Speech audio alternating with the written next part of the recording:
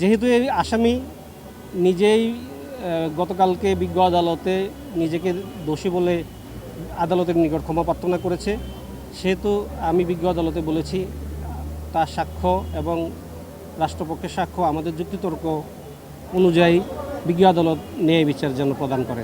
201 ধারায় মানে সোহেলের জন্য যাবজ্জীবন, তার স্ত্রীর জন্য 201 ধারায় আসলে কি বলেছেন কিনা এই বিষয়টা কি বলতে চান? হ্যাঁ, আমি যেহেতু আসামি দোষ স্বীকার করছে এবং গতকালকেও বিজ্ঞ আদালতে সে বলেছে সে দোষী, সে মাপ চায়, তার মানে সে অপরাধী।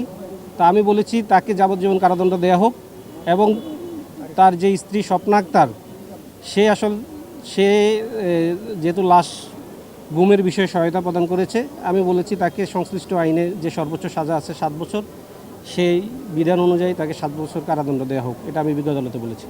দেখেন, আপনারা যেমন জানেন, এই বাংলাদেশের এবং পৃথিবীর সব মানুষ জানে যে এই আলোচিত রামিসা ধর্ষণ ও হত্যা মামলায় এই আসামিদ্বয়ের পক্ষে আমাদের ঢাকা আইনজীবী সমিতির কোনো সদস্য দাঁড়াবে না বলে সিদ্ধান্ত গ্রহণ করেছে।